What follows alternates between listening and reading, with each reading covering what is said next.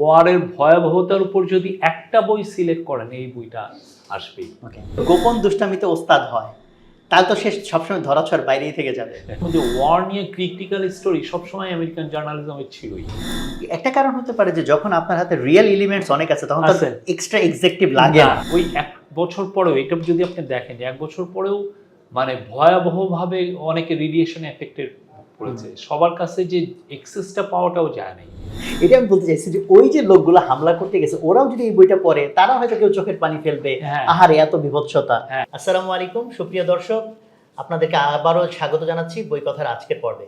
আজকের পর্বে আমরা যে বইটা নিয়ে কথা বলবো বইটার নাম হচ্ছে হিরোশিমা, জন হার্শির লেখা। তো বইটা কেন আমরা আজকে আনলাম এবং বইটা নিয়ে যিনি কথা বলবেন আমরা আগে তার সাথে পরিচিত হব। আমাদের সাথে আছেন এএফপির ব্যুরো চিফ শফিকুল আলম। শফিক ভাই, আপনাকে স্বাগতম জানাচ্ছি। আসসালামু আলাইকুম। ওয়ালাইকুম আসসালাম রহমতুল্লাহ। তো আমরা আপনার কাছ থেকে আজকে এই বইটা নিয়ে আমরা অনেক কিছুই জানবো, আশা করি আমাদের দর্শকরা জানতে পারবেন। তো শুরুতে আমরা অ্যাকচুয়ালি আপনাকে একটু ইন্ট্রোডিউস করিয়ে দিতে চাই। তো আমি ইন্ট্রোডিউসটা অ্যাকচুয়ালি আপনার হাতে ছেড়ে দিতে চাই, আপনি যদি একটু আপনার লাইফের জার্নিটা শুরুতে একটু বলে নেন। আমি আমার জন্ম মতিঝিল এজিবি কলোনিতে। আমি ঢাকায় বড় হয়েছি, যদিও ইদানিং গ্রামে প্রচুর যাই। তো আমি আমার আব্বা এজিবি একজন অ্যাকাউন্টস অফিসার ছিলেন। আমরা 5 ভাই 1 বোন। আমি পড়েছি Motijheel government boys high school, পরে নটরডেম কলেজ এবং পরে ঢাকা ইউনিভার্সিটি। তো ঢাকা ইউনিভার্সিটি স্ট্যাটিস্টিক্স পড়তাম, কিন্তু অত আমার ভালো লাগতো না। তো সেক্ষেত্রে আমি লেখালেখির একটা চর্চা ছিল। তো লেখালেখির চর্চাতে আমি খুব স্পোর্টসের লেখালেখিতে ছিলাম। স্পোর্টস ওইখান থেকে একটা ম্যাগাজিনে অনুবাদে কাজ করতাম, ওদের প্রচুর লিখতাম। তো ওই সময় থেকে হঠাৎ করে আমি অবজারভার, দি বাংলাদেশ অবজারভার, এখনকার যে অবজারভার সেটা না, দি বাংলাদেশ অবজারভারে আমি স্পোর্টস রিপোর্টার হিসেবে পরীক্ষা দিই, ওইখানে চান্স পাই। তো এরপরেতে আর আমি ঢাকা ইউনিভার্সিটি আমি অনার্স করেছি, করার পরে আমি ইয়েতে এসে পড়ি, জার্নালিজম এসে পড়ি। এইখান থেকে অবজারভারে ছিলাম আমি 7 বছর, 7.5 বছর। তারপরে আমি ফাইন্যান্সিয়াল এক্সপ্রেসে ছিলাম, ওইখানে আমি বিজনেস রিপোর্টার ছিলাম। ওইখানে আমি স্পেশাল করসপন্ডেন্ট এবং ওদের রিপোর্টিং ইনচার্জ ছিলাম। পরে আবার এএফপিতে আসি। এএফপি হচ্ছে একটা ফ্রেঞ্চ নিউজ এজেন্সি। জি। ওইটার আমি খুব ওয়ার্ল্ডের সবচেয়ে পুরনো নিউজ এজেন্সি। তো ওইটার আমি বাংলাদেশের করসপন্ডেন্ট হই। তারপরে 9 বছর থাকার পর ওইটার আমি 2012 থেকে এখন আমি জয়েন করি 2005-এ এএফপিতে, আর এখন 2012 থেকে আমি এটার ব্যুরো চিফ এবং কান্ট্রি ম্যানেজার। তো খুবই ফ্যাসিনেটিং যে আপনার এই জার্নিটা, জার্নালিজমের এই জার্নিটা। তো আমরা আজকে যেহেতু বই নিয়ে আলাপ করব, আর আমরা শুরুতে দর্শকদের জন্য প্রত্যেক পর্বে আমাদের একটা ঘোষণা থাকে, আমি ঘোষণাটা একটু দিয়ে রাখি। দর্শক, আপনাদের নিশ্চয়ই মনে আছে প্রত্যেক পর্বে আমাদের জন্য যে কমন ঘোষণা সেটা হচ্ছে যে এই বইটা নিয়ে আমরা যে ডিসকাশন করব, এখান থেকে আপনারা যা জানলেন, যা শুনলেন সেটা একটা সুন্দর সামারি করে আমাদের কমেন্টে দিবেন। সেখান থেকে যাদের কমেন্টসগুলো বা যাদের সামারিগুলো আমাদের সবচেয়ে ভালো লাগবে সেখান থেকে অন্তত 3 জনকে আমরা পুরস্কার দিব। কাজে আপনারা পুরো আলোচনা মনোযোগ দিয়ে শুনবেন এবং ক্রিটিক্যালি অ্যানালাইসিস করবেন, আপনাদের নিজস্ব ভিউ যুক্ত করবেন, এটা আমরা চাইব। শফিক ভাই, যেহেতু আজকে আমরা এই বইটা নিয়ে কথা বলবো, বইয়ের যে নাম হিরোশিমা, নাম থেকেই হয়তো অনেকে অনুমান করে ফেলছে যে বইটা কী নিয়ে। তো আপনি যদি বইটার একটু প্রেক্ষাপটটা বলেন বইটা কী নিয়ে, আর সেই সাথে জানতে চাইবো যে এই বইটা নর্মালি তো আমরা যে গেস্টের সাথে আলোচনা করি সেটা হচ্ছে যে ওনার লাইফে সবচেয়ে বেশি ইম্প্যাক্ট ফেলা বা তার চিন্তার জগৎকে নাড়া দিয়ে দেওয়া এরকম একটা বই। তাহলে যেহেতু আপনি বইটা সিলেক্ট করেছেন, তার মানে এই বইটা আপনার লাইফে ডেফিনেটলি অনেক ইম্প্যাক্টফুল অথবা মেমোরেবল একটা বই। তো কেন সেটা আমরা সেটা একটু জানতে চাই। না, এই জন হার্শির এই বইটা বলা হয় যে আপনি যদি নন ফিকশন বই বলেন বা নন ফিকশন জার্নালিজম বলেন, এটার একটা জার্নালিজমের একটা ব্রাঞ্চ আছে যেটা বেশিরভাগই আমেরিকায় খুব পপুলার। সেটা বলে লং ফর্ম। অনেক বড় স্কেলে ওরা একটা বড় ল্যান্ডস্কেপ নিয়ে লেখে। তো ওইটা লং ফর্ম জার্নালিজমের এটা বলতে পারেন যে গত 100 বছরের বেস্ট জার্নালিজম ধরা হয় হচ্ছে জন হার্শির হিরোশিমাকে। তা আমি কেন এটা এখন পড়লাম? আমি এটা পড়েছিলাম 1990 সালের দিকে। তখন আমি আবার এখন রিভিজিট করলাম, কারণ দেখতেছেন যে ইউক্রেনে ওয়ার হচ্ছে, যুদ্ধ চারদিকে। তো একটা আর একটা হচ্ছে যে আমি নিজে কিছু লং ফর্ম জার্নালিজম ট্রাই করার একটা চেষ্টা করছি। কিছু কিছু জিনিস বাংলাদেশের অনেক হিস্টোরিক্যাল ফল্ট লাইন, যেগুলো নিয়ে লেখার অনেক উপাত্ত আছে, কিন্তু আমরা অত বড় লেখা লিখতে পারি না। আপনি দেখবেন যে বাংলাদেশের স্টোরিগুলো সব 1000-1500 উপরে যেতে পারে না। তো আমি চাচ্ছি যে আরও বড় স্কেলে যদি আমি এটার জন্য এই বইটা পড়া। এখন ইউক্রেনের ওয়ার একটা অনেকে বলে তৃতীয় বিশ্বযুদ্ধের দামামা বাজছে, রাশিয়া তো মনে হচ্ছে যে একটা যুদ্ধের যে একটা ভয়াবহতা, সেইটাকে যদি ধারণ করার কোনো একটা সিঙ্গেল বই থাকে, তাহলে আপনি এটা বলবেন। কিছু আছে যেমন ধরেন ফার্স্ট ওয়ার্ল্ড ওয়ারে কিছু বই, আপনি যে এরিক মারিয়া রিমার্কের কিছু বই আছে, বা ওই সময় আর কিছু রাশিয়ান কিছু বই রাইটার লিখেছেন, বা বিশেষ করে যেগুলো ট্রেঞ্চ ওয়ার যেটা হয়েছে সেগুলো নিয়ে প্রচুর বই আছে। তো এটা হিরোশিমা এবং অ্যাটমিক ওয়ার, মানে এইটার যে ভয়াবহতাটার উপরে এটা একটা বই। এটা মূলত ছিল একটা ম্যাগাজিনের একটা 1946 সালে নিউ ইয়র্কার ওনাকে পাঠান হিরোশিমাতে। তো উনি ওইখানে যে প্রচুর লোকের সাথে কথাবার্তা বলেন, কয়েক মাস ছিলেন, থেকে ওইখান থেকে উনি 6 জনের স্টোরি উনি বর্ণনা করেছেন এখানে, যে ওই দিন বোমটা যখন পড়লো, বোমটা এরা কোথায় কি ছিলেন, কি করছিলেন, এবং পরবর্তীতে ওনাদের লাইফটা কিভাবে। প্রেক্ষাপটের জায়গাটাতে যদি আবার একটু যাই, যে নিউ ইয়র্কার ওরা যখন হিরোশিমাতে তাকে পাঠালো অ্যাসাইনমেন্ট দিয়ে, তো সেন্টিমেন্টটা তো অ্যাকচুয়ালি হিরোশিমা থেকে যে স্টোরি আমরা উঠিয়ে আনি না কেন, এটা তো একটা যুদ্ধের বিভৎসতার একটা দলিল, যে বিভৎসতাটা আমেরিকা ঘটিয়েছে। হ্যাঁ, তো সেখান থেকে আমেরিকার একটা অর্গানাইজেশন যখন এটার উপর স্টোরি করার জন্য কাউকে পাঠায়, তখন জিনিসটা কি কনফ্লিক্টিং না তাদের জায়গা থেকে দেখলে, যে why they want to make a story on that? আমেরিকার জার্নালিজম আপনি দেখবেন যে অনেকে, আপনি যদি ভিয়েতনামের উপরে পড়েন, ভিয়েতনাম ওয়ারের উপরে, আমেরিকান জার্নালিজম যে ওয়ার নিয়ে ক্রিটিক্যাল স্টোরি সবসময় আমেরিকান জার্নালিজমের ছিলই। আচ্ছা, এটা ওদের একটা মানে অলওয়েজ, এটা একটা সবসময় ওদের আমি দেখেছি। আপনি ভিয়েতনাম ওয়ারের উপর প্রচুর স্টোরি হয়েছে, প্রচুর ধরনের ব্রেকিং নিউজ এসছে, মাইলাইন হত্যাকাণ্ড বা নাপাম ফেলার উপরে প্রচুর লেখা, মানে এইটা কিন্তু আমেরিকান জার্নালিজমে সবসময় ছিল। ফলে এটা কিন্তু নাথিং নিউ। আপনি এটা আবার এটাও আছে যে আমেরিকান পত্রিকাগুলোর এগেনস্টে অনেক ধরনের অ্যাকুজেশন আছে যে তারা যুদ্ধবাজ, তারা যুদ্ধ লাগে। যেমন ধরুন ফার্স্ট স্প্যানিশ ওয়ার যেটা হয়, যেই যুদ্ধের কারণে ওরা ফিলিপিন্সকে দখল করে নিয়েছিল, বা কিউবার স্পেনের থেকে করে হয়েছিল, সেই যুদ্ধটা অনেক বলা হয় যে পুলিৎজার, যার নামে পুলিৎজার প্রাইজ, উনি তখন ওই 20 শতাব্দীর আরম্ভে উনি খুব নাম করা নিউজ পেপার ওনার ছিলেন। ওনার বলা হয় যে উনি এবং উইলিয়াম র্যান্ডলফ হার্স্ট, এরা দুজন মিলে এই যুদ্ধটা লাগাইছিল বা এটা প্রমোট করছে। বা আপনি ইরাক ওয়ারের ক্ষেত্রে দেখেন যে আমেরিকার খুব বাঘা বাঘা রাইটার, কমেন্টেটর, তারা কিন্তু যে ওইখানে ওয়ারেন্টে কি যেন উইপেন্স অফ মাস ডিস্ট্রাকশন আছে, অতএব ইরাক অ্যাটাক করো, এই যে একটা ফলস যে ন্যারেটিভ। শুধু সেখান থেকে না, কিন্তু আপনি যদি মুভিগুলো ফলো করেন লাস্ট 20 ইয়ার্স ধরে, 20 হবে না, বোধহয় 10 ইয়ার্সের মুভি বলেন বলেন, সব জায়গায় ইরাকের নাম তারা টেনে আনতো, যে মানে এটাকে জায়েজ করা যে আমি যে অ্যাটাক করতে যাচ্ছি। সেই জন্য বলতেছি, আমি মুভি বাফ না, বাট আমি জার্নালিজমের ক্ষেত্রে আমি দেখতে পারি যে এই অনেকেই ব্লাইন্ডলি সাপোর্ট করেছে। হ্যাঁ, সেক্ষেত্রে ইভেন নিউ ইয়র্কার ম্যাগাজিনেও দু একটা লেখা এরকম আসছে। হ্যাঁ, যে যিনি ওদের এখন জেফ্রি গোলবার্গ, যিনি আটলান্টিক ম্যাগাজিনের এখন এডিটর, উনি একটা লেখা লিখছিলেন নিউ ইয়র্কার ম্যাগাজিন, আমার যদি মেমোরি ঠিক থাকে, যে ওইখানে দেখাচ্ছে যে উনি ওই যে উইপেন্স অফ ম্যাস ডিস্ট্রাকশন নিয়ে একটা লেখা উনি নিউ ইয়র্কার ম্যাগাজিনে দিচ্ছেন। এই লেখাগুলো অনেকটা ওয়ারের পক্ষে ছাপাই গেছে। মানে সেই জন্যই মানে আমার কাছে ওটা দ্বন্দ্ব এই জন্য মনে হয়েছিল যে তাহলে আমেরিকান সোসাইটিতে যদি আসলে এটা ভালো মতো চর্চিত হয়ে থাকে অ্যান্টি ওয়ার সেন্টিমেন্ট, তাহলে এতগুলো ওয়ারে আমেরিকা গেল লাস্ট অনেক বছরের ভিতরে, লাস্ট 50 ইয়ার্স ধরেন বা 70 ইয়ার্স, তো সেটা তো অ্যাকচুয়ালি তাদের করতে পারার কথা না, যদি তাদের মধ্যে এই পরিমাণ কনসেপ্ট ক্রিয়েট হয়ে থাকে আমেরিকার এই যুদ্ধবাজ নীতির বিরুদ্ধে।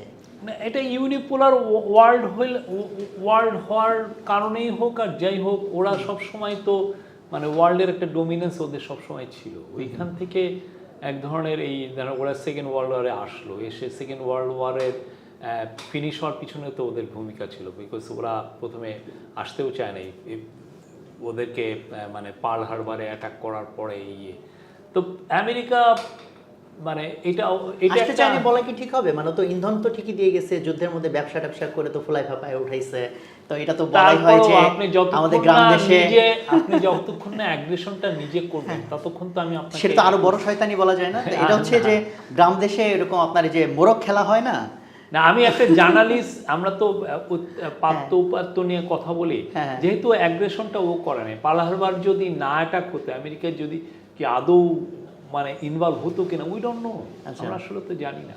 না তাহলে ধরেন যদি আমি দুষ্টামি করি গোপনে গোপনে, তাহলে সেটা অ্যাকচুয়ালি অ্যাগ্রেশন হবে না?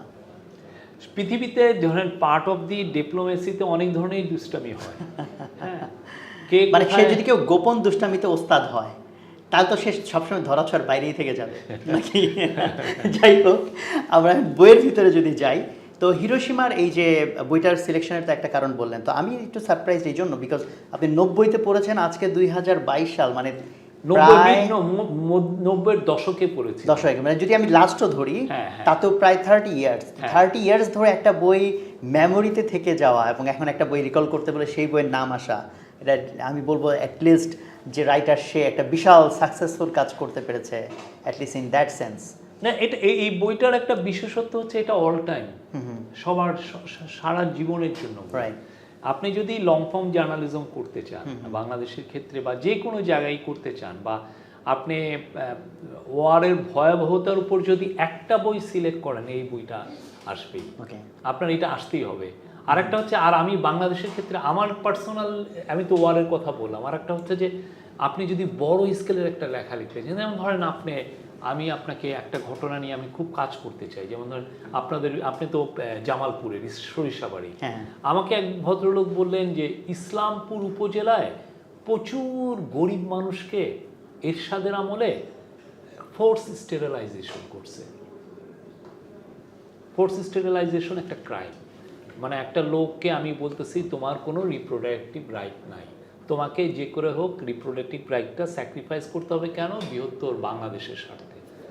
এই যে ফোর্স স্টেরিলাইজেশনটা এরশাদের আমলে, আপনি যদি মানে সরকারি ডাটা দেখেন, 30 লক্ষ লোক আপনার তারা ভ্যাসেকটমি বা টিউবেকটমি করছে, মানে তাদের আর বাচ্চা হবে না, তারা কেউ ওভারি ফেলে দিছে, কেউ ইয়ে করছে। তো এই যে 30 লক্ষ লোকটা কেন হলো, আমার খুব ইচ্ছা ছিল যে ইসলামপুরে যে এই লোকগুলোকে বের করি, যে আসলে কেন ওরা, why did they give up their reproductive right, এখন তারা কি কেমন, ওইটা নিয়ে কি, অনেকে এইটার জন্য অনেকে শারীরিকভাবে ভুগছে, শারীরিকভাবে ওরা অনেকে, একজন দেখা গেছে যে শুনছি আমি যে সে তার একটা ছেলে হওয়ার পরে সে স্টেরিলাইজ করেছে, কদিন পরে ছেলেটা মারা গেছে, দেন আবার আরেকটা ছেলে নেওয়ার আর ইয়ে হয়নি। যে এই যে তখনকার ইয়েতে আপনার যেই ইয়েটা, আমার মনে হচ্ছে যে এটা একটা ব্রডার ন্যারেটিভে একটা বড় স্টোরি লেখা যায়। পুরো ইরশাদের আমলটাকেই আমি এই ইসলামপুরে ওই কয়েকটা বৃদ্ধাকে দিয়ে বা বৃদ্ধকে দিয়ে আমি বলাইতে পারি। এটা হচ্ছে লং ফর্ম জার্নালিজমের বিউটি, যে আমি ওইখানে গেলাম, আমি একটা জায়গা বাছলাম যেখানে দেখা যাবে 100 জন আছে যারা দে হ্যাড টু, এবং ওই সময় যেটা আমি শুনেছি যে ওই সময় যিনি মানে আর্মির মিলিটারির যে লোকটা ছিলেন ওইখানে, আমি একজন অবসরপ্রাপ্ত ফ্যামিলি প্ল্যানিং কর্মকর্তার কাছে গল্পটা শুনেছি, যে উনি বলেছেন যে ওই যে আর্মির কর্মকর্তা ওইখানের ইউপি চেয়ারম্যানদেরকে বলতেন যে এই সপ্তাহে এতজনকে পাঠাইতে হবে, তাকে স্টেরিলাইজ করা হবে, মানে ওরা টার্গেট দিয়ে দিতেন না, আর যদি না দেয় তাহলে তোমার ওই কাবি খাওয়ার যে গম, এটা যাবে না, আচ্ছা, কাজের বিনিময়ে খাদ্যের গম তোমার কাছে যাবে না, তুমি যদি এটা না করো। ফলে হয় কি, এক ধরনের প্রেশারটা ছিল। হ্যাঁ হ্যাঁ হ্যাঁ, এটা তো ভয়ানক রকমের হিউম্যান রাইটস লঙ্ঘন। অথচ আপনি এটার উপর কি বই কোথাও পড়ছেন? না মানে আমি তো নিজে সারপ্রাইজ হইলাম যে আমি ইভেন আপনি কি কোনো জার্নালিজমে দেখছেন? না, কোথাও আপনি দেখেন। তো এই জিনিসগুলো নিয়ে না অনেক বাংলাদেশে এরকম, আমি বলতে পারি এরকম আরো শখানেক চ্যাপ্টার আছে যেটা নিয়ে বড় স্কেলে লেখা যেতে পারে। বাংলাদেশে তো স্টোরির অভাব নাই, স্টোরির অভাব নাই। তো এই জন্য আমার হিরোশিমাতে আমি ফিরে যাওয়ার আরেকটা কারণ হচ্ছে যে আমি আবার মানে একটা স্টোরি তো ছোট আমরা লিখতেই পারি, একটা স্টোরি বড় লেখে 46,000 সম্ভবত এই স্টোরিটা, 6 জনের স্টোরি। হ্যাঁ 46,000 ওয়ার্ডের। এইটাকে ইন্টারেস্টিং রাখা, আমি আপনাকে অ্যাটেনশনটা রেখে দিব, এই অ্যাটেনশনটা রেখে, আমরা অনেক সময় তো বিরক্তি এসে পড়ে, ঠিক না? ইন্টারেস্টিং গল্প ন্যারেটিভ যদি না থাকে, সেরকম যদি ফিকশনের মতো একটা টুইস্ট অ্যান্ড টার্ন না থাকে, তাহলে তো আপনাকে আমি আটকানো তো টাফ। রাইট। তো উনি 6টা লোককে বাঁচলেন, 6টা লোকের গল্প 1 বছর পরে যে লিখলেন, এবং কতটা উনি, আপনি দেখছেন, আপনি পড়ছেন যে খুব নির্মোহভাবে, খুব যে অনেক বেশি অ্যাডজেক্টিভের এটা রক্তাক্ত বর্ণনা, অলঙ্করণ এগুলো কিচ্ছু নেই, খুব নর্মাল ভাবে, অথচ আপনি বইটা শেষ না করে ছাড়তে পারবেন না। এবং এটার এই বইয়ের একটা ভালো জিনিস হচ্ছে যে উনি আবার রিভিজিট করছেন 70-এর দশকের শেষের দিকে, যে উনি আবার ওইটার উপর একটা আফটার মাথ একটা চ্যাপ্টার উনি করছিলেন। হ্যাঁ, উনি তো বইটা লিখলেন 46-এ, তাই না? 46-এ উনি জার্নালিজমটা ছাপা হলো নিউ ইয়র্কার ম্যাগাজিনে। নিউ ইয়র্কার ম্যাগাজিনে একটা ইস্যুতেই, পুরো ওই ইস্যুতে আর কোনো লেখা যায় নাই ওইটাই, এবং ওই ইস্যুটা এত সাকসেসফুল ছিল, মানে আমি একটা লেখায় পড়লাম যে ওইখানে আইনস্টাইন দেখা যাচ্ছে উনি 1000 কপি কিনে ওইটা ওনার ফ্রেন্ডদের সবাইকে কাছে দিয়েছেন, এবং ওই সময় যারা টিভি স্টেশনগুলো এটার উপরে বর্ণনা দিত, পুরো 1 ঘন্টার স্টোরি ইয়েছে, সিবিএস নিউজ পরপর 4-5 দিন এটার উপরে ইয়ে করছে। ইটসেলফ, এই পুরো journalism it itself became a big news event. মানে স্টোরি টেলিংটাকে অ্যাকচুয়ালি বলা যায় একটা নতুন জায়গায় নিয়ে যাওয়া। হ্যাঁ।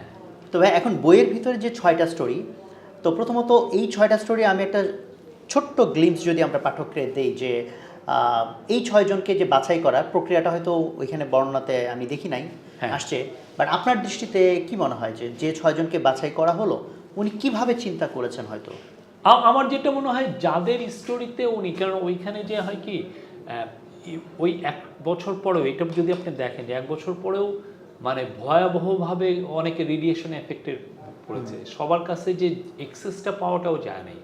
উনি যাদের কাছে এক্সেস পেয়েছেন, উনি প্রচুর নোট নিয়েছেন, ওইখান থেকে উনি সিলেক্ট করেছেন।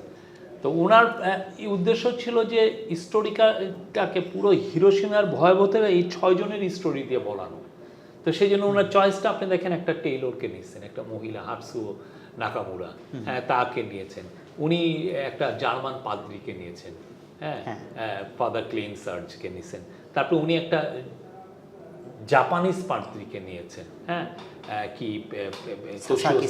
তোশিও সাসাকি, তারপর উনি এই 2টা ডাক্তারকে নিয়েছেন। একটা ডাক্তার কিছুই করতে পারে নাই, সে অসুস্থ হয়ে পড়েছে, মিস্টার ফুজি। আরেকটা হচ্ছে যে টেরুফুমু সাসাকি, উনি পুরো রেড ক্রস হসপিটালে সারা দিন ধরে উনি ইয়ে করেছেন। আর ওই যে যেই পাদ্রিটার কথা বললাম, সেই পাদ্রি তো মানে জাপানিজ পাদ্রি, সে একমাত্র সে অক্ষত ছিল, সে সারা রাত দেখা যাচ্ছে, হিরোশিমা হলো 6টা এস্চুয়ারিয়ান রিভারের ইয়েতে, ওইখানে দেখা যাচ্ছে সে লোকগুলোকে পার করতেছে, আর মানে কারো না কারো হেল্পে আসতেছে সে। এই লোকগুলোকে নেওয়ার মূল কারণ হচ্ছে যে স্টোরি টেলিংটারে সে স্টোরিটাকে আগায় নেওয়া, কত সুন্দরভাবে বলা যায়। ভাইয়া, তো এখন আমাদের এই 6টা স্টোরি তো এখানে আছে, আর আমরা তো বটম লাইন জানি যে যুদ্ধ একটা বিভৎসতার চিত্রটাই উঠে আসছে। তো আপনি যদি এখন আরেকটু ডিটেলসে আমাদের পাঠকদেরকে নিয়ে যান যে এই স্টোরি টেলিং এর কোন এলিমেন্টসগুলো অ্যাকচুয়ালি মানুষকে ধরে রাখতেছে, নাম্বার 1, আর নাম্বার 2 হচ্ছে বিভৎসতাটাকে কিভাবে প্রেজেন্ট করতেছে। উনি যেটা করছেন যে উনি ফার্স্টে ওনারা কি করছিলেন, দেখা যাচ্ছে যে 8:30টার দিকে তো বোমটা ফুটেছে, তো উনি তার আগের থেকে 10-15 মিনিট আগের থেকে এরা কি করছিলেন, বা আধা ঘন্টা আগে বা 7টার সময়, ফার্স্ট 7টার সময় B-29 বোমবারের একটা অ্যালার্ট আসছে। তারপরে যখন বোমটা পড়লো, উনি দেখাচ্ছেন যে সবাই বলতেছেন তার একটা বড় একটা ফ্ল্যাশ, আলোর ঝলক ওনারা দেখছেন। তো আলোর ঝলকের পরে এক একজনের কীভাবে, এবং উনি যেটা করছেন যে মেটিকুলাসলি নিছেন। আমরা তো বিরক্ত হয়ে যাই, যেমন আপনি একটা ঘটনা একটা লোককে আমি কয়বার জিজ্ঞেস করা যে ভাই এরপরে কি করলেন, এর পরবর্তী মিনিটে কি করছেন, এরপরে কোথায় গেছেন। এই যে ওনার যে আপনি মানে এইখানে আপনি এই পুরো বইটাকে দেখবেন যে আপনি একটা ধৈর্যশীলতা কাকে বলে একটা জার্নালিস্টের, কতটা ধৈর্যশীল হয়ে উনি নিতে পারেন। কেন ফাদার ক্লেইনসার্জ ফার্স্টে ইয়েতে হলেন, বা একটা মেয়েকে আপনি দেখবেন যে সে সাসাকি একটা মেয়ে, সে দেখবেন যে সে একটা ইয়েতে ছিল, একটা বইয়ের চাপায় পড়েছিল, হ্যাঁ হ্যাঁ বইয়ের চাপায় পড়েছিল, তার পাশে আরেকটা ছেলে মারা যাচ্ছে তার সামনে, সে সারা রাত তার সাথে কিছু কথা বলছে। বা আপনি যে লোকটা, যেই ফাদার তেরুপুমি ডক্টর ইয়েকে, উনি কি করলেন, এই যে বর্ণনাগুলো একটার পর একটার পর একটার পরে ঘটনা মিলানো, এবং পরে দেখা যাচ্ছে কিছু কিছু স্টোরি কনভার্জও করছে। নাকামুরা এবং ফাদার ক্লিনসার যে যাচ্ছে আসানো পার্কে, বেশিরভাগ সবাই যে ইয়ে হয়েছে আসানো পার্কে, দেখা যাচ্ছে একটা আগুনের একটা ঝড় আসতেছে, সেই ঝড়ের সময় ওরা কি করতেছে।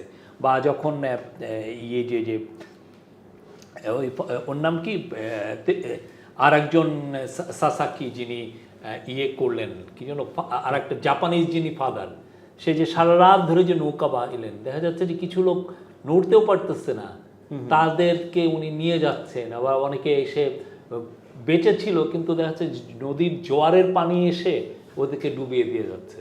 এই যে একটা যে ভয়াবহতা, আপনি মানে, এবং বর্ণনাগুলো খুবই নির্মোহ। সে মারা গেল বা মানে আমরা যেমন যখন মৃত্যুর নিউজ, যেমন দেখবেন আমরা বোট প্রায় তো লঞ্চ দুর্ঘটনা হয়, দেখেন যে ওই দুর্ঘটনার নিউজগুলো কতটা আমরা কত বেশি অ্যাডজেক্টিভ দিয়ে এটাকে আর ভয়াবহতার চিত্রটা তুলে দেয়, ওনার ওইটার কোনো ইয়ে নাই। একটা কারণ হতে পারে যে যখন আপনার হাতে রিয়েল এলিমেন্টস অনেক আছে, তখন এক্সট্রা এক্সেকটিভ লাগে না। এটা আবার নিউ ইয়র্কারের স্টাইলটাও এরকম। নিউ ইয়র্কার চায় যে স্টোরিগুলো ঠান্ডা একটা নির্মোহ বর্ণনা চায়, আমি এক্সট্রা কিছু স্পাইস দেওয়ার দরকার নাই, না মেদ চর্বি এক্সট্রা এগুলো ফ্যাট যাতে না থাকে।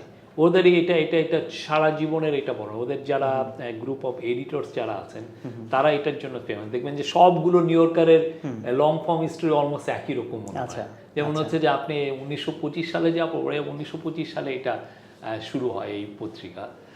1925 সালের একটা গল্প যেমন পড়ছেন, এখনো মনে হবে একই গল্পই পড়তেছেন। আচ্ছা, তো এখন এই যে গল্পগুলির তো একটা পারপাস আমরা জার্নালিজমের জায়গা থেকে যেটা দেখতে পাই, যে একটা স্টোরি টেল করা, যেটা থ্রুতে মানুষকে অ্যাওয়্যার করা বা মানুষকে একটা জিনিসের আবেগ অনুভূতিটাকে তার চোখের সামনে নিয়ে আসা, যার ফলশ্রুতিতে কি হবে, তার হয়তো একটা এন্টি ওয়ার্ড সেন্টিমেন্ট হয়তো তৈরি হবে। তো এই যে এই কাজটা কি আসলে সারা পৃথিবীতে সফলভাবে করা যাচ্ছে? বিকজ ওয়ার তো আমরা আসলে অ্যাভয়েড করতে পারছি না ওইভাবে বলতে গেলে। তাহলে এই পুরো জিনিসটাকে আপনি কিভাবে দেখেন? তাহলে যুদ্ধ কি আমাদের একদম বাস্তবতা হিসেবে মেনেই নিতে হবে? তাহলে তো বলতে পারি আমরা যে তাহলে এইসব এফোর্টের আসলে মানে লাভটা কি? না, যুদ্ধবাজ লোক তো সবসময় থাকে, প্রত্যেক সোসাইটিতেই থাকে, ওরা অনেকে ভোটেও নির্বাচিত হয়।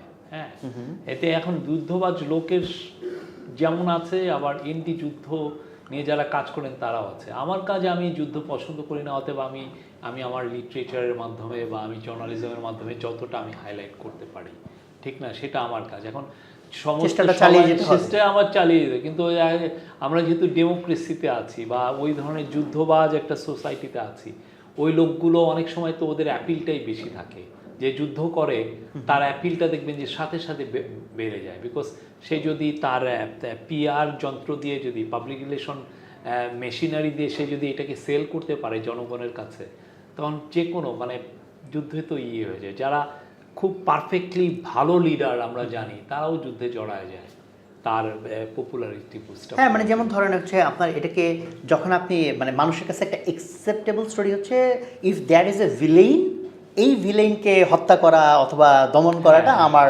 দায়িত্ব, এবং দ্যাটস এ হিরোইক মানে হিরোইজম অ্যাকচুয়ালি, তাই না? তাহলে এখন আমেরিকা ধরেন আজকে যদি চায়নাকে ডেমন হিসাবে প্রেজেন্ট করতে পারে, অর রাশিয়াকে ডেমন হিসেবে প্রেজেন্ট করতে পারে, তখন তো মানুষ অবশ্যই চাইবে যে যুদ্ধটা লাগুক, তাই না? তো ওই যে সামগ্রিক একটা মেকানিজম যেটার থ্রুতে আপনি আরেকটা রাষ্ট্রকে বা ব্যক্তিকে কালপ্রিট হিসেবে প্রেজেন্ট করবেন, তো সেইখানে এখানে এন্টি ওয়ার সেন্টিমেন্ট যতই তৈরি হোক, স্টিল প্রত্যেকটা মানুষই আসলে তখন যুদ্ধংদেহী মনোভাবে ঢুকে যাবে না? তারপর মানে আপনি জন হার্শি 1946 সালে এটা লেখার আপনি দেখবেন যে 3 থেকে 4 বছর পরে আমেরিকা কোরিয়া ওয়ারে যুক্ত হয়ে গেল, ঠিক আছে, সেখানে তারও একটু পরে আপনি দেখেন ওরা ভিয়েতনাম ওয়ারে যুক্ত হয়ে গেল, তারও পরে আপনি দেখেন ওরা মানে আরও কত ওয়ার ওরা ইয়েতে আছে। এবং ওরা পরে আপনি যখন আমরা রিপোর্ট আসতেছে যে হিরোশিমায় কী বিভৎসতা হয়েছে, তারপরে দেখেন 3 দিন পরে কিন্তু নাগাসাকিতে বোমাটা পড়েছে।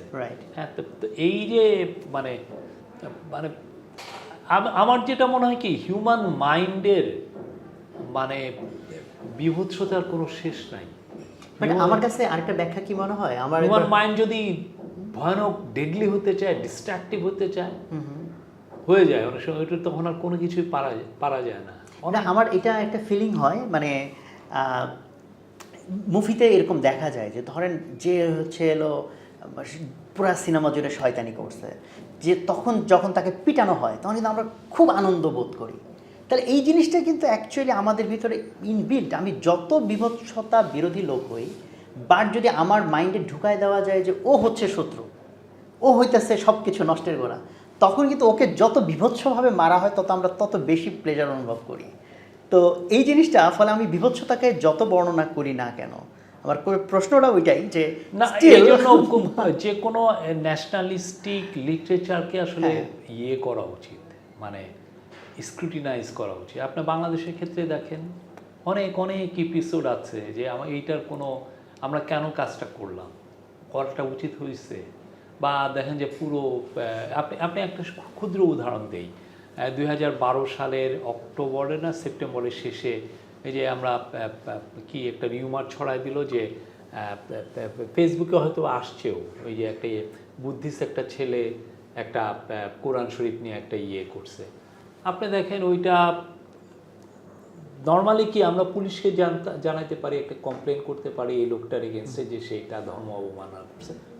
দেখা যাচ্ছে যে না 25-30 হাজার লোক, না আমি এদেরকে সাহায্য করতে হবে, ঠিক আছে, যে না ওর আমি ইয়ে পুরায় ফেলতেছি, কি যেন টেম্পল পুরায় ফেলতেছি, ইয়ে পুড়ে ফেলতেছি।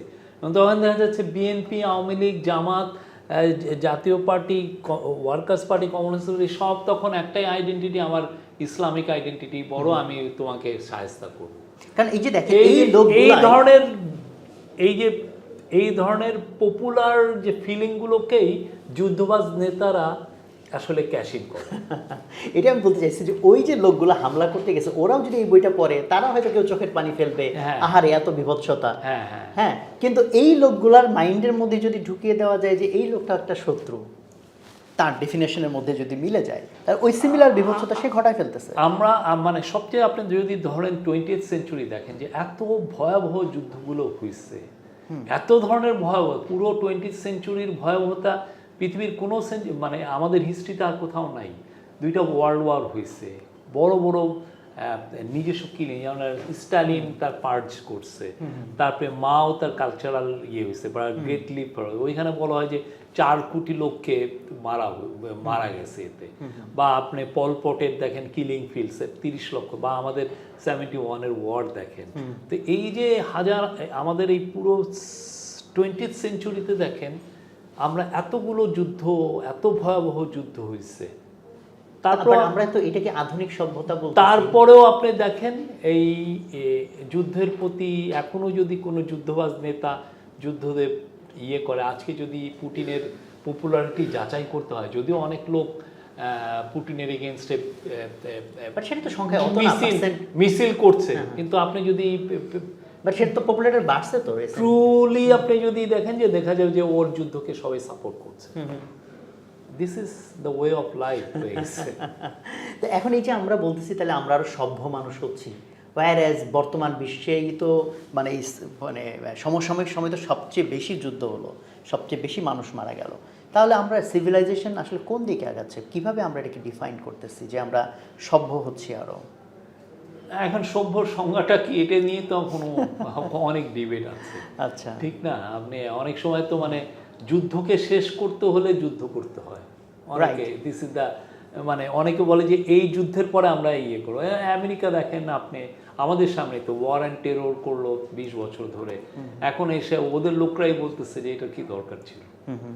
ওদের ইকোনমি 2 থেকে কেউ বলে 2 ট্রিলিয়ন, কেউ বলে 8 ট্রিলিয়ন নাই ওদের ইকোনমিতে নাই। আমেরিকায় এখনো দেখবেন যে অনেক হোমলেস পিপল আছে, ওদের চাইল্ড পভার্টি অনেক আমেরিকান কিছু কিছু জায়গা এখনো খুবই দরিদ্র জায়গা, তারপরে ওরা তো এত বড় বড় যুদ্ধ করছে। ওরা সে হয়তো জাস্টিফাই করবে যে এই যুদ্ধ না করলে আরো গরিব হতাম আমরা যে এখন ডমিনেন্স রাখতে পারছি।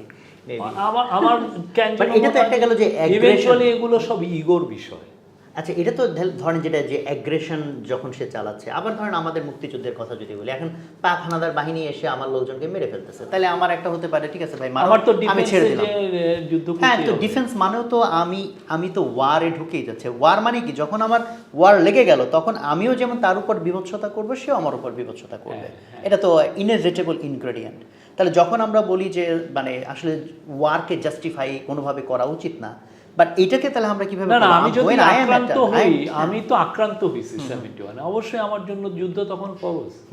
আমার কিছু করার নাই, আমার তো সার্ভাইভাল এখানে, ঠিক Right. না? আমার এখানে সার্ভাইভ করতে হবে, আমার সেলফ ডিটারমিনেশনের জায়গাটা তৈরি করতে হবে, আমার ইন্ডিপেন্ডেন্সের আমার তো এটা শত বছরের একটা মীমাংসার বিষয়, ঠিক না? তাহলে এই ধরনের ইস্যুসগুলা যেহেতু আছেই থাকবে, জাতিসত্তাগততার পরিচয়, কারণ ওয়ার্ল্ডে প্রচুর যুদ্ধ হচ্ছে যেখানে এক গ্রুপ নিজেদেরকে স্বাধীনতাকামী দাবি করছে বা কেউ বলছে, আর কেউ ওই গ্রুপকে বলতেছে যে না তারা বিচ্ছিন্নতাবাদী বা তারা হচ্ছে কার্যক্রম করতেছে, তাই না? তাহলে তো ধরেন এই এবং হু টু ডিসাইড হ্যাঁ, যে ও আসলে কি অস্থিরতা বা ফাসাদ তৈরি করতেছে নাকি লিটারালি সে না, অপারেশনের বিরুদ্ধে লড়াই আপনি করছে। ইউক্রেন ওয়ারটাই দেখেন না, আপনি যদি রাশিয়ান পার্সপেক্টিভে দেখেন, তা আপনি যদি পুরোটা রাশিয়ান লিটারেচারগুলো পত্রিকাগুলো পড়েন বা রাশিয়ান যারা ওদের এক্সপার্ট যারা এটাকে তাদের মতো করে বর্ণনা, তখন মনে হয় যে আপনি পারফেক্টলি মনে হবে যে আপনি কনভিন্স হয়েছেন যে না, পুতিন যুদ্ধ না করলেই আসলে যুদ্ধ না করে হ্যাঁ, তার মানে উপায় literally ছিল না। সেখানে তো অ্যাকচুয়ালি এলিমেন্টস আছে যেগুলো তারা প্রেজেন্ট করতে পারতেছে। হ্যাঁ। নেটো যে রোলটা প্লে করেছে সেটা তো অ্যাকচুয়ালি মানে এটা তো ফ্যাক্ট।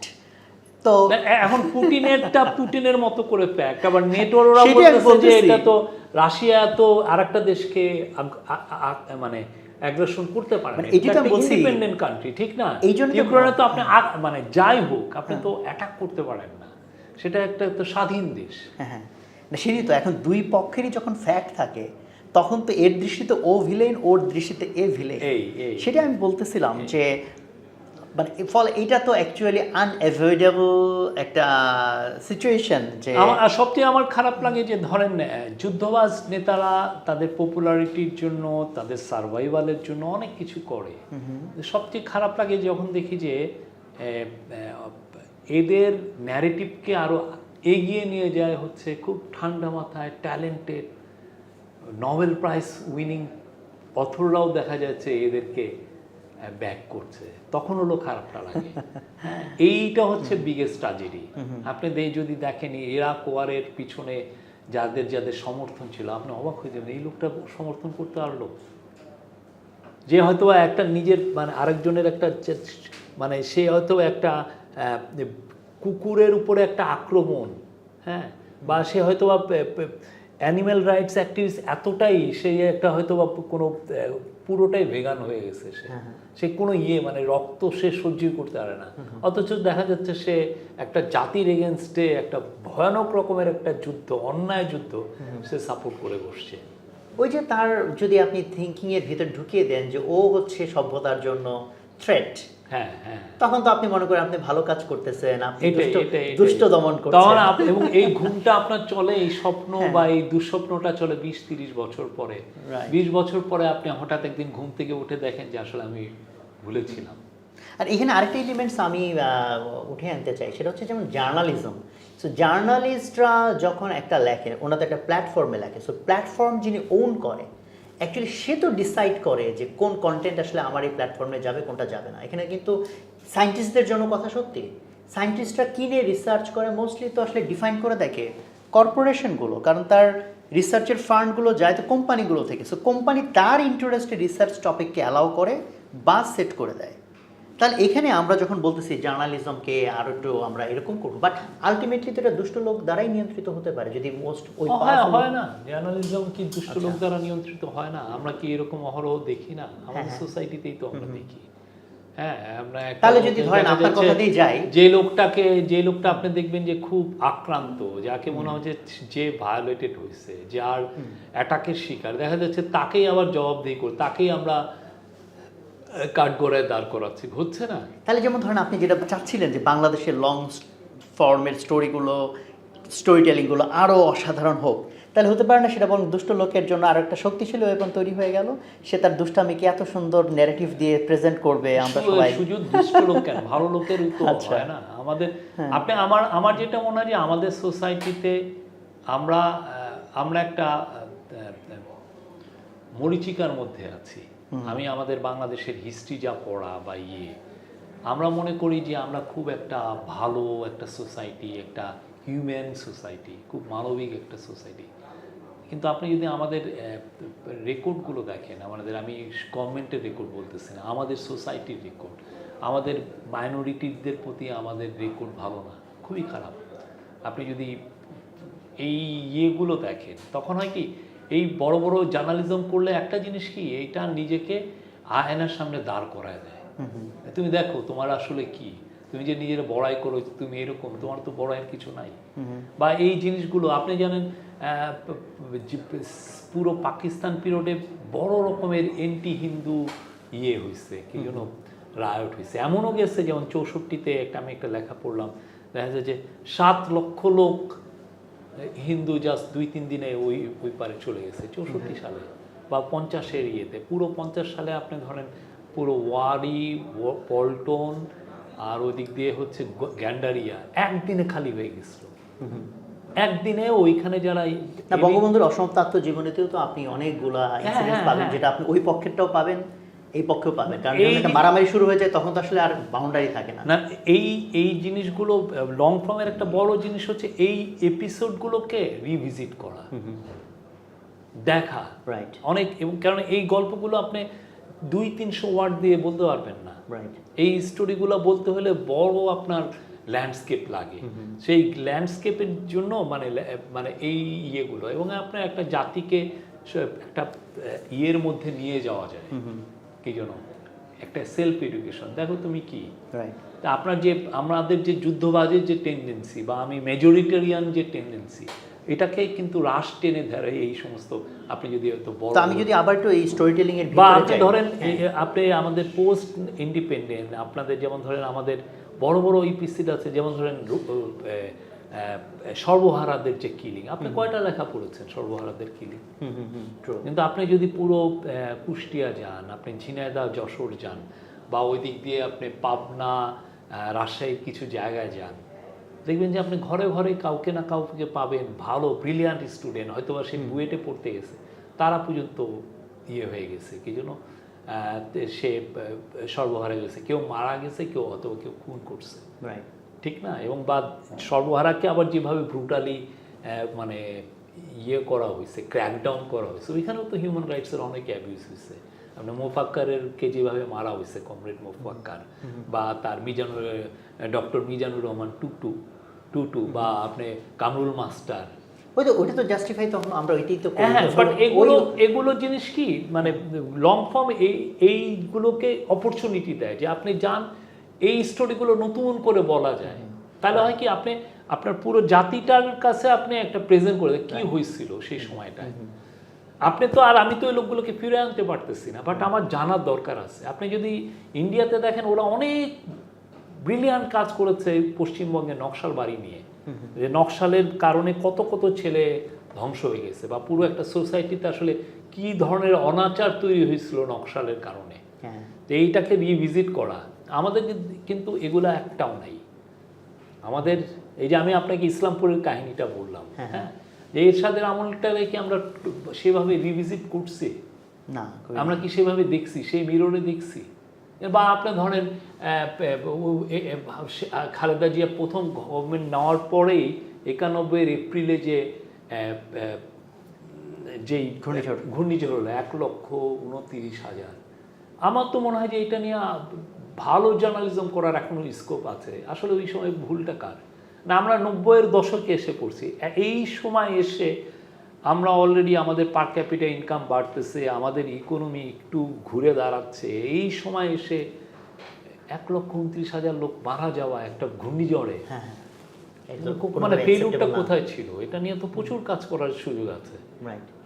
এবং ওইটা নিয়ে বড় বড় ওই সময় আমাদের ওয়েদার অফিসের ভূমিকাটা কি ছিল, তারা কি কেন তারা ভুল রিডিং দিয়েছে, বা আদৌ ভুল রিডিং ছিল কিনা, বা এনাফ প্রিপারেশন ছিল, বা প্রিপারেশনে কোথায় সমস্যাটা ছিল কি, এই জিনিসগুলো তো আমার লং ফর্ম এগুলো অপরচুনিটি দেয়। তা আমরা যদি এখানকার স্টোরির ভিতরে যাই, হ্যাঁ, এখানে যদি যে 6 জনের স্টোরি আছে, এখান থেকে যদি আপনাকে একজন বা দুইজনের স্টোরিকে পিক করতে বলি এই সবগুলোর মধ্যে কোনটা বেশি টাচ করেছে, অ্যান্ড সেখান থেকে আমি যেটা জানতে চাই যে what are the elements. So আজকে আমাদের যারা পাঠক তাদের কেউ হয়তো একজন লেখক হবে, অথবা যারা অলরেডি লেখেন তাদের কেউ কেউ হয়তো আমাদের এগুলো দেখেন, তার অ্যাটলিস্ট একটা কিউরিওসিটি তৈরি হোক, একটা মোটিভেশন তৈরি হোক যে আমিও কিভাবে এরকম একটা স্টোরি লিখতে পারি, বা এই স্টোরিটির মধ্যে উপাদানটা কি থাকে, এটার স্টাইলটা কি থাকে, এটার কোনো একটা ফ্রেমওয়ার্ক আছে কিনা যেটা থেকে আমাদের ভবিষ্যৎ এই বইটার আরেকটা খুব জিনিস হচ্ছে, এই বইটা উনি মানে যখন ওইটা লেখার পরে, আমি তো বললাম 70-এর দশকের শেষে উনি আফটার মাথটা লিখেছেন, মানে পরে কি হলো। এই আফটার মাথ আর এই স্টোরিটা পড়লে আপনি কিন্তু পুরো জাপানের হিস্ট্রিটা পান, কিভাবে জাপান ঘুরে দাঁড়িয়েছে। আচ্ছা, মানে এটা একটা ফ্যাসিনেটিং স্টোরি। আপনি এই যে হাটসু, আমার অবাক লাগে যে হাটসু নাকামুরা, ভদ্রমহিলার হাজবেন্ড একজন সোলজার, উনি আসলেন, ওনার আর খবর পাওয়া গেল না। ওনার একটা দুইটা মেয়ে, একটা ছেলে, উনি টেইলরে, মানে আমাদের যে সিমস্টেস, আপনি দেখবেন যে উনি বর্ণনা করছেন যে উনি ইনকাম, ওনার যেইটা সেলাই মেশিন, ওই সেলাই মেশিনটা উনি একটা ইয়ের মধ্যে ছিল, কি যেন একটা পানির ড্রামের মধ্যে ছিল, পানির একটা ইয়েরে, ওইটাকে উনি পরে যখন যুদ্ধ শেষ হয়ে গেল, প্রথমে উনি আশ্রয় নিলেন হচ্ছে আসানো পার্কে। ওনার দুইটা মেয়ে বমি করতেছে, ওনার ছেলেটা তখনও বুঝতেছে না যুদ্ধের ভয়, সে এখনো ফান করে এড়াচ্ছে, আর উনি খুব দুর্বল। পরে ফাদার ক্লিনসার যে ওনাকে নিয়ে গেলেন হচ্ছে একটা চার্চের একটা কম্পাউন্ডে, ওইখানে 1-2 দিন থেকে উনি তারপরে ওনার বোধহয় ভাইয়ের ওয়াইফের ওইখানে যে ইয়ে নিলেন, কি যেন আশ্রয় নিলেন। পরে হাটসু নাকামুরোর যে কাহিনী, সে আবার অনেক কষ্টে ব্যাংকের থেকে ইয়েতে কারো কাছ থেকে ধার নিয়ে $50 ধার নিয়ে, ওই 50 না $20 ধার নিয়ে ওই সেলাই মেশিনটা উনি উদ্ধার করে, সেলাই মেশিনটাকে মরিচা পড়ে গেছিলো, সেইটাকে নিয়ে উনি আবার ঠিক করলেন, এই সেলাই মেশিন দিয়ে আবার উনি কাজ শুরু করলেন। হ্যাঁ, আমি যখন যতটুকু পড়েছিলাম যে তার জগৎটা দেখার সময় দেখতেছিলাম, তার জীবনটা ছিল সেলাই মেশিন কেন্দ্রিক। সে ওরকম বর্ণনার মধ্যে আসছে যে আমেরিকানদের উপর সে খুব রাগ, বিকজ সে তার সেলাই মেশিনটা নিতে যাইতে পারতেছে না, রেডিয়েশন এবং কি কি কারণে যাওয়া যাবে না। দেন বলতেছে যখন উনি আবার মেশিনটা নিয়ে আসতে পারলেন, ওনার রাগ সব পানি হয়ে গেল, she forget about the war kind of. না, তার ফরগেটের কারণটা হচ্ছে যে তার তো 3টা ছেলে মেয়েকে রেজ করতে হবে, রাইট, তার ওইটা নিয়ে বসে থাকার কিছু নাই, এবং উনি ওই সেলাই মেশিন নিয়ে তার লাইফটা ঘুরে। কিন্তু দেখা যাচ্ছে উনি রেডিয়েশনে যেহেতু এফেক্টেড, দেখা যাচ্ছে 2 দিন উনি কাজ করতে পারলে 4 দিন 5 দিন উনি অসুস্থ থাকেন। এইভাবে করতে করতে এর মধ্যেই উনি ছেলে মেয়েকে স্কুলে দিচ্ছেন, এর মধ্যে দেখা যাচ্ছে উনি তারপরে ইভেনচুয়ালি ওনার আফটার মাতে আছে যে উনি একটা ফ্যাক্টরিতে ইয়ে করছেন। ফ্যাক্টরি দিয়ে বোঝাচ্ছে যে জাপান কিভাবে ফিরতেছে, একটা ওয়ার বিধ্বস্ত দেশ, ফ্যাক্টরি আসছে, এবং ফ্যাক্টরির আপনি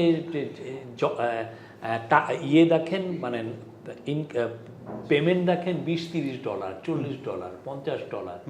সে আস্তে আস্তে আস্তে আস্তে দেখা যায় যে হাটসু নাকামুরো যখন মারা গেলেন, বা মারা যাওয়ার বর্ণনায় একটা প্রচ্ছন্ন ইয়ে দিচ্ছেন, 75-76 পর্যন্ত ওনাকে উনি ফলো করছেন রাইটার।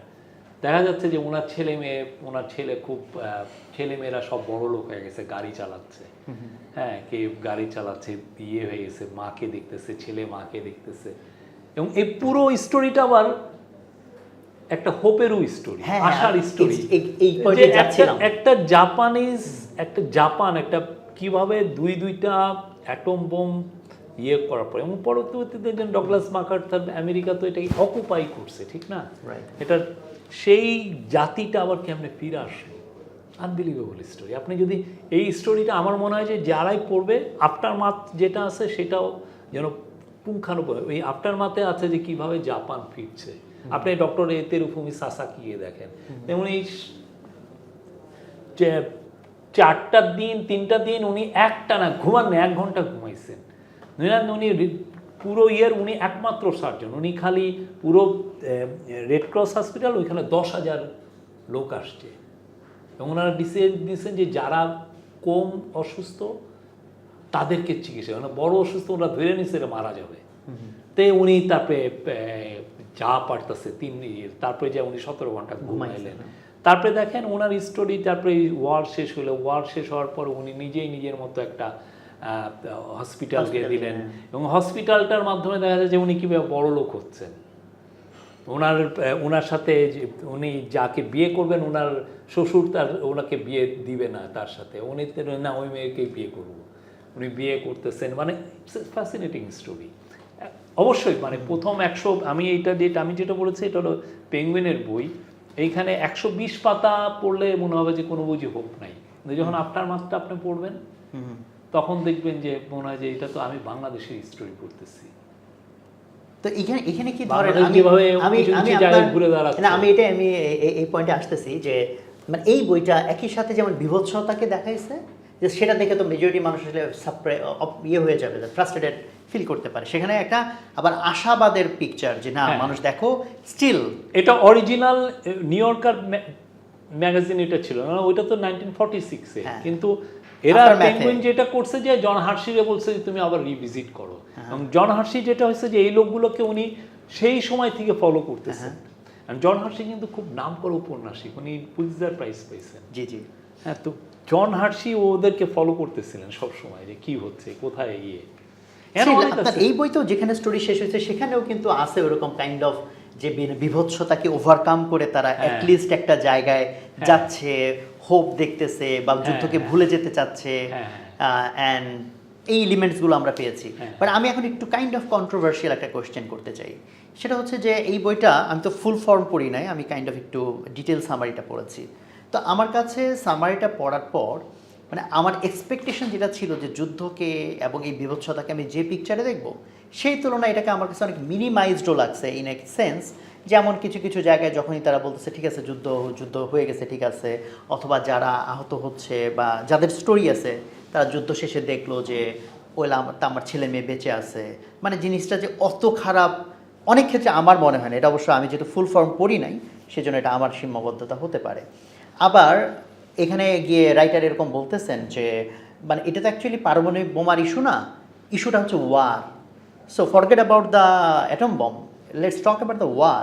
তো সেটার মাধ্যমে কি আমেরিকাকে একটু মানে কম দোষ দেওয়ার প্রবণতাটা এখানে আছে কিনা, যে অ্যাটম বোমা তো বিষয় না, ওয়ার লেগে গেছে, তুমি পার্ল হারবার অ্যাটাক করছো, এবং এটাই আছে যে জাপান যেহেতু প্রথম আক্রমণটা করছে, সো কাইন্ড অফ বলে না তারা এটা ডিজার্ভ করে। তো এই দিক থেকে কি এটা কন্ট্রোভার্সিয়াল কোয়েশ্চেন যে এটাকে কি আমেরিকার দোষটাকে একটু কমানোর একটা প্রয়াস বলা যায়? না, আপনি যদি আসানো পার্কের যে বিভৎসতা, ওইখানে লোকজন আসছে, তারপর ওয়াইল্ড উইং আসছে, আপনি যদি দেখেন, বা টেরিফুমি সাসাকি বা ওই যে ফাদার সাসাকি যে লোকজনকে পানি খাওয়াচ্ছে লোকজনের, এইগুলো বর্ণনা পড়লার পর মনে হয় না। ঠিক আছে, তাহলে আমি এটা বলতে পারি যেটা আসলে আমি ফুল ফর্ম পড়ি নাই বলে হয়তো আমার এটা। বাট একটা জিনিস কি পপুলার, একটা জিনিস এই বইয়ের আফটার মার্ক পড়লেও বোঝা যায় যে হিরোশিমাতে বোম ফেলার পরেও, হ্যাঁ, বা নাগাসাকিতে ওয়ারের কিন্তু যথেষ্ট রকমের পপুলার ছিল। হ্যাঁ, আপনি আমেরিকান কোনো ন্যারেটিভে দেখবেন না যে কেউ প্রেসিডেন্ট ট্রুম্যানরে নিয়ে গালাগালি করতেছে, খুব কম, নাই। হ্যাঁ, যেরকম জর্জ বুশকে নিয়েও তেমন একটা গালাগালি আপনি দেখবেন না, মেইন স্ট্রিম নিউজ পেপারে এগুলো দেখবেন না। হ্যাঁ, অথচ আপনি পুরো একটা জাতির এগেনস্ট, ইরাকি জাতির একটা ওয়ার্ল্ডের one of the oldest civilization against একটা যুদ্ধ চাপাই দিচ্ছিল জাস্ট একটা ফলস প্রিটেক্সে। তো ঠিক তেমনি ওইগুলো ছিল। আপনার কথা আমি পুরোপুরি নিচ্ছি না, কিন্তু বাট আপনি যদি পড়েন খুব টাইনি ডিটেল ভয়াবহ। দর্শক, আমি আলোচনার এই পর্যায়ে একটা জিনিস শেয়ার করতে চাই, কারণ এই বইটা আমার ফুল ফর্ম পড়া নেই, আমি একটু ডিটেল একটা সামারি পড়েছি। তো সেখান থেকে আমি এই প্রশ্নটা আলোচনার আগেও আমি শফিক ভাইকে জিজ্ঞেস করছি যে আমার এরকম একটা ফিলিং হয়েছে, বাট উনি অ্যাগ্রি করেন নাই। তো সেখান থেকে অ্যাকচুয়ালি আমারও একটা আন্ডারস্ট্যান্ডিং আছে যেটা আপনাদের সাথে শেয়ার করতে চাই। আমরা অনেক সময় ডেপথে না গেলে আমাদের যা লার্ন করা দরকার, যা ফিল করা দরকার, সেটা হয়তো আমি ফিল করবো না যদি আমি শর্টার ভার্সনে থাকি। তো আমাদের এই বই কথার আপনি দেখেন পর্বগুলো যথেষ্ট লম্বা, স্টিল বইয়ের খুব সামান্য একটা অংশে আমরা উঠিয়ে আনতে পারি।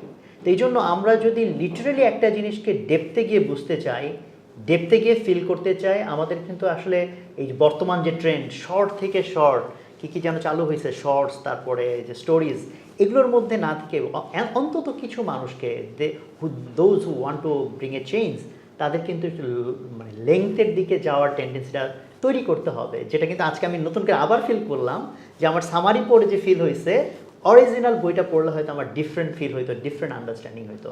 এই জন্য আমরা চাইবো যে আপনারা পুরো বইটা পড়েন এবং পুরো বইটার মধ্যে থেকে যত রকম মেসেজ, যত রকম ফিলিংস নিজের ভিতরে আনার সুযোগ আছে, সেটা যদি আনি তাহলে হয়তো আমরা বেশি বেনিফিটেড হব।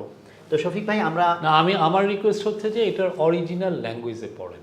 ওকে, হ্যাঁ, আমার যেটা মনে হয় যে আমরা যারা বাংলা ভাষায় এইটার যারা অনুবাদের আমি যা দেখেছি, অনুবাদটা আমার কাছে অতটা ভালো মনে হয় নাই। যদি ইংলিশেতে পড়া যায় ওটা বেটার, তাহলে আপনি পুরো ফিলটা নিতে পারবেন। হাসি কতটা আপনি তো দেখেছেন যে ফ্যাট নাই, কিচ্ছু নাই, খুব নিরীহভাবে যে লেখা, এইটা এই ইয়েটা রপ্ত করাটাও একটা মানে বিগ মাস্টারি। না না, শিওর শিওর শিওর। তো শফিক ভাই, আমি আলোচনা একদম লাস্টের দিকে চলে আসছি বলা যেতে পারে। তো আমার এখন আপনার প্রতি যেটা থাকবে কোয়েশ্চেনটা, সেটা হচ্ছে যে ওভারঅল বইটা পড়ে আপনার অনেকগুলো ফিলিংস হয়েছে, অনেকগুলো আন্ডারস্ট্যান্ডিং হয়েছে, তো সব কিছু মিলিয়ে আপনার কি কি মেসেজ আছে এখান থেকে যেটা আপনি আমাদের দর্শকদেরকে দিতে চান? আমার মনে হয় যে আমরা এই ধরনের যে লিটারেচারগুলো যেটা গ্লোবালি আছে, সেগুলো আমাদের বেশি করে পড়া উচিত। আমরা অনেক বেশি পুরো আমাদের গ্লোবাল হিস্ট্রিকে অন্যভাবে দেখা এই বইগুলো দেখায়, যে আমরা কি, বা ইভেন আমাদের হিউম্যান কাইন্ড, হিউম্যান সিভিলাইজেশনে, যে আমাদের সিভিলাইজেশনে রবীন্দ্রনাথ যেটা সিভিলাইজেশনের যেটা সমস্যা, সেই সমস্যাগুলোও এগুলোর মাধ্যমে জানা যায়। আর আমি অ্যাট দ্য সেম টাইম আমি বলতে পারি যে এই ধরনের স্টোরি, আমি নিজে যেহেতু জার্নালিজম করি, আমি চাই যে বাংলাদেশের আরও এক ঝাঁক তরুণ বা আরও সবাই যারা সিনিয়র আছেন, তারা যেন এগুলো নিয়ে প্রচুর লেখেন। আমাদের অনেক কিছু, অনেক স্টোরি জানার দরকার আছে। আমরা বেশিরভাগ স্টোরি দেখা যায় যে আমরা প্রচুর লিখছি 71 নিয়ে, 71 পরবর্তীতে অনেক একুশে, এবং একদম 10-15 বছর আগের জিনিস। একটা ছোট্ট ক্ষুদ্র মার্ডার কেসকে নিয়েও অনেকবার আমি আমেরিকার কিছু জায়গায়, ওরা যখন একটা মার্ডার কেস নিয়ে রিপোর্ট করে বা ওইটার জাস্টিফাই ছিল কিনা তার ফাঁসিটা, বিশ্বাস করেন 20-25 হাজার ওয়ার্ড দিয়ে দেখায় যে এই যে কয়েকদিন আগে আদনান সাইদ নামে এক পাকিস্তানি ইয়াং ছেলে, তাকে কোর্ট অ্যাকুইটাল দিয়ে দিয়েছে। ও কিন্তু ইয়েতে লাইফ সেন্টেন্স বা ডেথ সেন্টেন্স হচ্ছিল, তো তাকে অ্যাকুইটাল দিয়ে দিয়েছে জাস্ট বিকজ অফ ফ্যান্টাস্টিক জার্নালিজমের কারণে। ওরা একটা ওয়েবকাস্ট করেছে, পডকাস্ট করেছে, এটার উপর বিশাল লেখা, বিশাল কাজ। তো এতে সেই ধরনের আমাদের এগুলো নিয়ে যেগুলো হয় কি, বড় জার্নালিজম করলে আমাদের অনেক কিছু নিয়ে আমরা কোশ্চেন করতে পারি। আমাদেরকে যারা রুল করছেন, তারা কি সঠিক ছিলেন, তারা কি অন্যায় করেন নাই, এদের তো জানা উচিত। আমার হয়তো আমি চলে যাই, কিন্তু আমার নেক্সট জেনারেশনে জানা উচিত কোন অন্যায়টা হয়েছে, অন্যায় আদৌ হয়েছে কিনা, বা কী কারণে কোন কারণে আমরা এখনও তার বেনিফিটটা পাচ্ছি, এটাও জানার দরকার আছে। এবং আমাদের সোসাইটিতে অনেক ব্রুটালিটি আছে, অনেক ধরনের ব্রুটালিটি আছে, যে ব্রুটালিটি এক্সপোজ হওয়া উচিত। আমি বারবার বলি আমাদের ক্রিমিনাল জাস্টিস সিস্টেম নিয়ে, আপনি যদি যে লোকগুলোর ফাঁসি হচ্ছে বা যে লোকগুলোর ফাঁসির রায় হচ্ছে, হ্যাঁ, সেই লোকগুলো নিয়ে মানে এটা আরও নিবিড় জার্নালিজম করা উচিত, একটা দুইটা নিয়ে আদৌ কী হচ্ছে, মানে সে কি হ্যাজ ই গড জাস্টিস এই লোকটা। এইগুলো নিয়ে এই লং ফর্ম জার্নালিজম, যেই জার্নালিজমটা আমেরিকায় পপুলার, এখনও সব জায়গায় করে, এই লং ফর্ম জার্নালিজম এই জিনিসগুলো নিয়ে কোশ্চেন করার একটা জায়গা তৈরি করে দেয়, এবং এতে পুরো জাতি বেনিফিটেড হয়। আমার আপনার মানে শুধুমাত্র আমি একটা ছোট ইনফরমেশন নিলাম, আমার জার্নালিজমের কাজ এটা ঠিক না। জাতিতে এডুকেট করানো, রিয়েল সেন্সে তাকে জানানো আসলে এই ঘটনাটা কি হয়েছিল। আপনি একটা ছোট একটা নেন, আপনি ধরেন 2000 বা 1900 সালের সময় দেখলেন যে মনির খুকুর একটা অনেকদিন স্টোরি হয়েছে। আসলে ওইটা কি আমরা ঠিক জার্নালিজম হয়েছিল? আমি জানি না। আমি বলতেছি ওই যে ওইটা ফিরে দেখা, অনেক কিছু নিয়েই তো ফিরে দেখা যায় কি হয়েছিল।